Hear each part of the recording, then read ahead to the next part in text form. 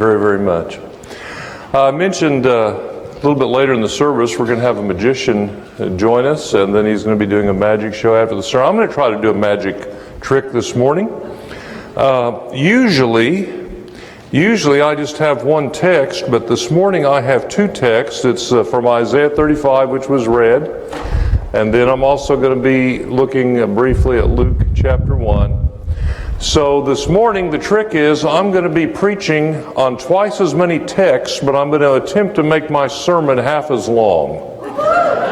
So it'll be a challenge here this morning. We'll see, because our focus is going to be on the children this morning, and that's where I want to give the attention. But Advent is indeed a time for many things: cooking, baking, shopping, wrapping, decorating, singing. I was going to ask Jim to take requests for favorite Christmas hymns this morning, and he said we could do that, but when I requested that great Christmas hymn, "It's So Hard to Be Humble When You're a Sooner," he didn't, he said he didn't know that one, so I kind of backed out on that one. Looking at lights, special services of worship, all of these are special things, gathering with family and friends. And last week I lifted up the idea that Advent is a time of invitations, and the first invitation we looked at from Isaiah was the invitation to return to God, to come back to God, to come home to God, to come and be with God and know God in a new and deeper way.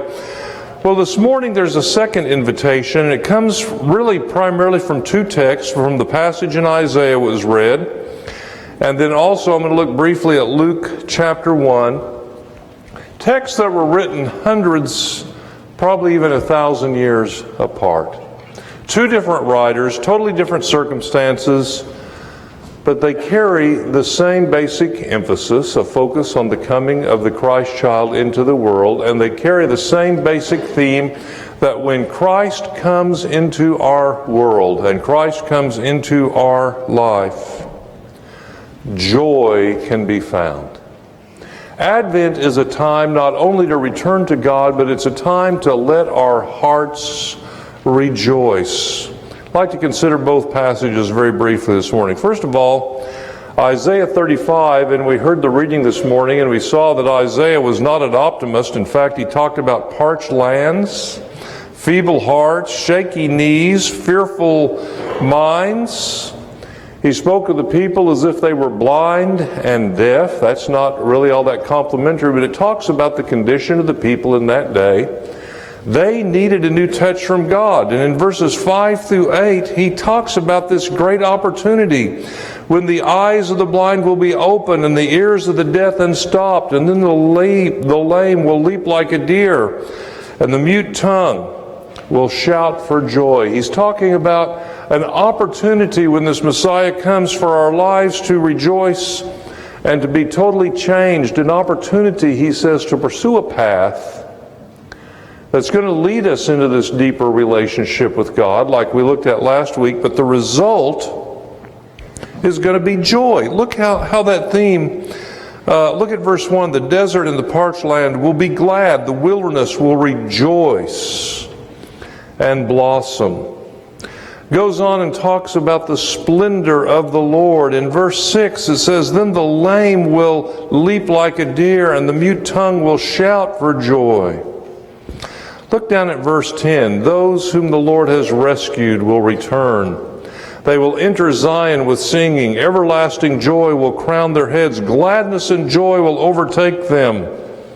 And sorrow and sighing will flee away. Isn't that amazing? An amazing change from despair and gloom and distress to one of new life, new relationship, new joy. And he's saying that all this comes about because of God's great work for us, because of his invitation through Christ for us to come and know him, because of the change that he can make in our life and the change in our heart. And sometimes the circumstances don't completely change, but our perspective and our attitude changes. Several years ago, it wasn't this Advent, but I remember so clearly, it was about this time, about 3 years ago, I was at an aisle, and we had bought some presents, and we had decided to get different presents, and I was going to have to return, and I was at this customer service desk, and there was a long line at the customer service desk at this store, and people were not in a good mood. There was busyness all around the store, and just a lot of chaos, and people were griping at the clerk, and she was having to find out, which ones to return and how much, and get out the tickets and all this kind of stuff. But she had this wonderful smile on her face. The people would come up with her, she'd say, "How can I help you? What can I do for you today?" And they weren't always nice to her. Some were kind of rude. A lot of them, by the time they were finished doing their business with her, had kind of changed their attitude, kind of changed their spirit a little bit. And I thought, okay, so I went up to make my exchange, my return. And I said to her, "Okay, you got to tell me, how are you doing this?" And she said, "Excuse me?" I said, "How are you being so joyful, so pleasant, so kind, so cheerful in dealing with customers? Not all of them are being nice to you. In the midst of all this conflict and busyness and everything going on, how are you doing this?" And she said, "Well, I don't know. I guess I'm just glad I've got Jesus in my heart." And that just pretty much said it all. Even in the midst of the stress and the conflict and the chaos, her heart was filled with joy. That is the invitation for us today. When we go to Luke chapter 1, it's the same kind of thing. We have the story of Mary. It's known as Mary's song. And if you remember the story of Mary, things weren't really going well for her. She was young. She was poor. She was pregnant. She was expecting. Her fiancé was reticent to continue with the relationship. She knew that this was really something strange going on in her life, but she realized two things. First of all, that this was God's favor in her life. In fact, she says, "For the Lord has been mindful of the humble estate of his servant, and from now on all generations are going to call me blessed, for the Mighty One has done great things for me." In the midst of circumstances she didn't understand and had no control over, and in some ways were very distressing and were bringing about all kinds of questions about her life and her morality and everything else, her faithfulness to God, she said, "The Lord is doing great things for me." She was able to see God's wonderful, magnificent work in her life. She was able to pause and acknowledge God's doing great things. And then she goes on to look at his universal mercy.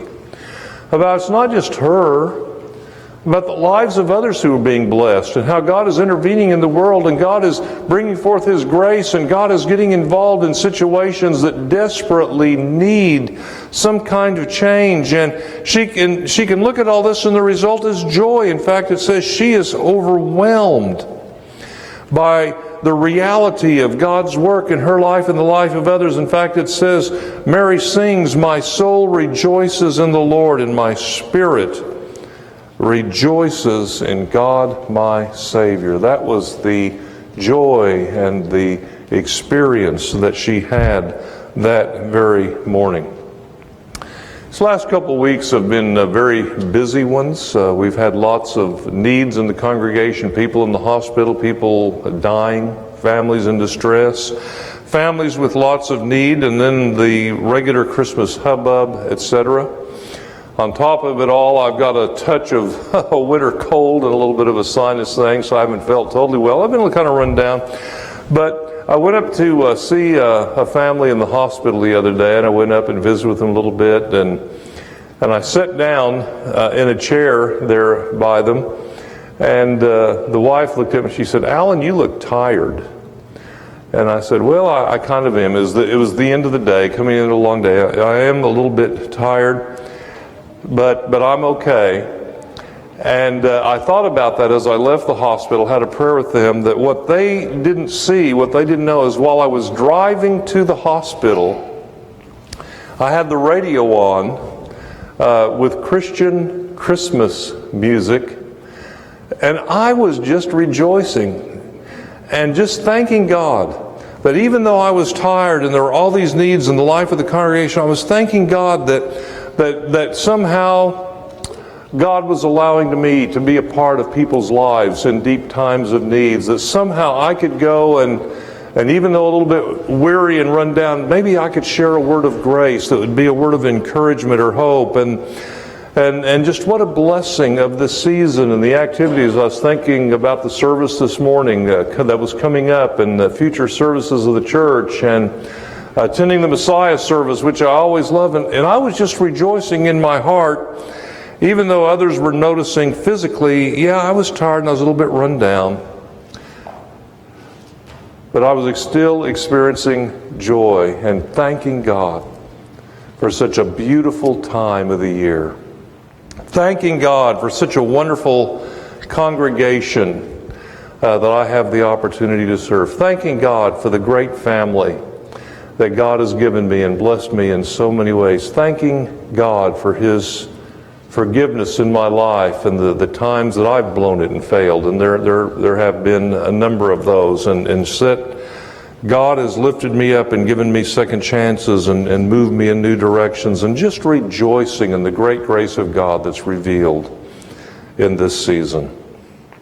So indeed, Advent is a time for many, many things. And all of these activities are a part of our busy schedule this time. And if circumstances allow, I'm finally going to get my lights lighted on my house today. I'm finally going to get them up on the sidewalk sometime this afternoon, so it is a busy time. But this is a great time of opportunity.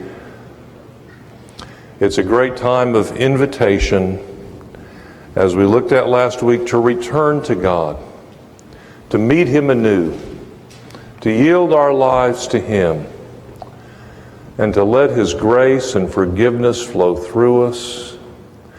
And as Isaiah spoke of old, and as Mary demonstrated in her song, to let our hearts be filled with the joy that only Christ can bring. Thanks be to God. Amen.